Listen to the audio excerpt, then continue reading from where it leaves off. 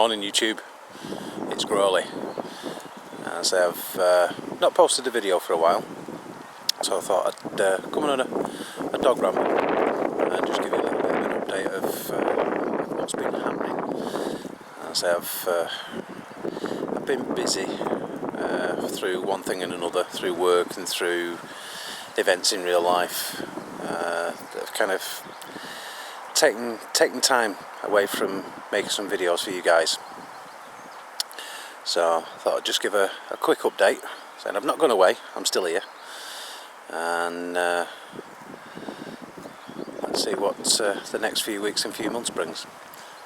Okay, I'll carry on, just change the video so I can actually walk and talk at the same time, because we're out on a dog ramble with the pooch this morning, and let's see what happens. So, as I said, on a dog walk, morning exercise. So what's been happening? We've had some time at work as a manager in January and February. It was all about having to write APRs, and that's always a lot of work. Making sure they're done properly and all delivered, and doing a lot of work from home. So that's taken me away some time from being able to do some videos and a hobby. So we've also had a bit of a dispute which has needed to be resolved, so we're hopefully nearly sorted with that one, so that should allow more time to do some videos. But we had 2 or 3 events. Obviously we've had Christmas gone, and I say I got some new models for that, but I've also had a birthday in between, and my wife very kindly got me an Eldar flyer. So we've got the Crimson Hunter hemlock, so that's there to build, and I want to be able to kind of magnetise that to do all the various options. So I've ended up with 2 sets of Wraith Guard, Wraith Blade, so that's potentially 2 units of 5 or a unit of 10, and again magnetise it so I can have the various weapon options, so I can have them as blades or as guard. And I've also had a wedding anniversary. Been married 10 years this year. And so Mrs. Grawlys is wonderful, because she actually went out, and even though she doesn't follow the hobby, she does support me, and I've got a nice little, well, not so little, it's a Wraith Knight. So that's there. Again, we'll magnetise the options, and I was wondering the other day how to get a sturdy fix on, hang on one second, the dog's going off towards those cows and they're going to chase her in a minute, hang on. Right, I'm back just after that quick reset. I don't think the dog and a herd of cows is a good combination. I know she won't hurt them, she won't attack them, but they might attack her. So the young cows and young bulls, and obviously we don't want any vet bills. So just a slight detour, we'll go a slightly different way. So yeah, Wraith Guard, Wraith Knight, and a flyer. And so I've also picked up some extra jet bikes to add to the unit. Mrs. Grawlys got me some Howling Banshees, so I've got loads and loads of stuff to yet to get out of the box and build up. But I was saying about the Wraith Knight, about the arm sockets seem to be needing quite a strong magnet. So what I was thinking is whether to do a ball bearing joint with multiple magnets. So hopefully when I get round to doing that, I'll share some information on that, and we'll see how that goes. Hopefully that might be quite a strong connection between the ball bearing and multiple magnets to be able to position the arm, you know, on a rotation rather than just a swivel. So we'll be able to move the arm out as well as rotate it up and down. So, oh, and there's the dog going past. And so she likes to have a run, stretch her legs. What else has been going on? Well, with the Nick's update, the Idic Beer Challenge for January, I did start swooping hawks and fire dragons, and I wasn't really happy with the way that the paint was looking on the models, so I ended up stripping them. Took them back to bare fine cast again, and that was a bit of an experience and an experiment using different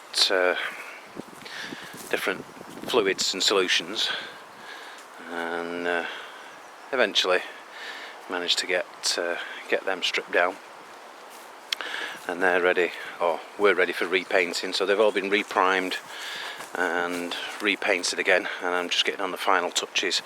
I'll do another video showing the update of where I'm up to with them, hopefully within the next week or so, and then can get that posted. Part of the problem was being new to airbrushing. I don't think I'd got the paint consistency, or the correct thinner that I was using. Just seemed to leave the paint thick and looking gloopy. So we've stripped them down. I've practiced again.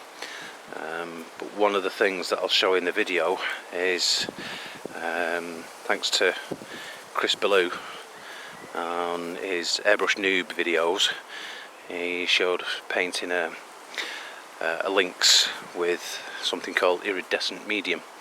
That was a Liquitex product, and I've used that on the wings of the swooping hawks to make them shimmer, and I'm really kind of happy with the effect. I'll say it's come out really well. It makes them look a little bit distinctive. On the fire dragons, there was another video that I watched a while ago on painting heat effects on gun barrels. I know there's a few videos out there, so I tried that technique with my airbrush and some washes. I don't have the candy paints, and obviously that's an investment just to get them, just for a tiny bit. So I tried with the Citadel washes, and that seemed to work fairly well.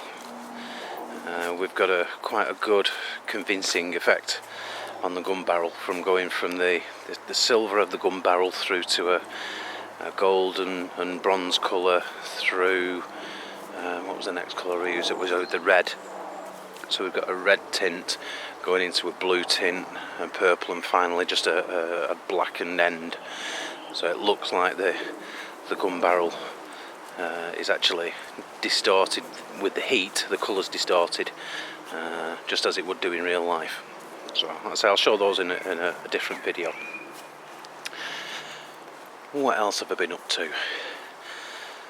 I've been doing some modelling for my son's army. They have a Warhammer club in the school, and he's decided to collect and build Imperial Guard, and obviously that's now changed to the Astra Militarum. But one of the things that he was considering was a unit of Ogrin, and I thought, this was before the new releases, or the pre-releases that are out at the moment. £15 odd a model. I can't remember the exact cost of them. You know, to get a unit of 6 of them, that's a lot of money. So I thought, let's try some modelling techniques. Let's get the millie put out and we'll see what we can do. So I've bought a box of the Ogre Kingdom's bulls, a unit of 6 of them, which I'm going to convert. At the moment I'm just trying to work out how I can scratch build some ripper guns, and hopefully they will be used to convert the ogre bulls into Ogrins. Maybe even, I don't know, try and customise them so I can have the shield and the weapon options for the Bulgrins that are new to the new codex. But we'll see. That's something that I'm going to get involved in and get done. It'll take me away from doing my Eldar, which I've got loads and loads of models, as I've said, to do. Catch up on them, but he actually uses them in games and takes them to school and kind of shows off his army to his schoolmates who also do the Warhammer Club.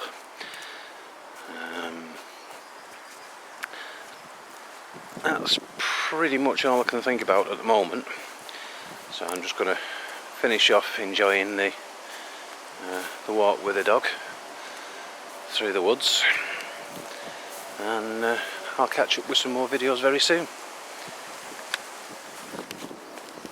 Okay, so just to wrap up this video, this is the difficult bit. I'm having to look down so I don't trip over any tree roots and stuff as I walk through the woods, and I'm having to try and look at the camera while trying not to walk into anything. So if I'm kind of glancing off to the side, it's only because I'm trying not to fall flat on my face. The next few videos, obviously, it's going to be updates on. I'll figure out which way I'm going. I'm going this way. Luna, just get the dog to go the same way as me. So the next few, obviously, it's going to be updates on the new Eldar models, the magnetising, the building, the painting. Obviously, the updates on the swooping hawks and the fire dragons. They're almost finished. And we shall see you very soon for another day in Grawlys Lair. Take care.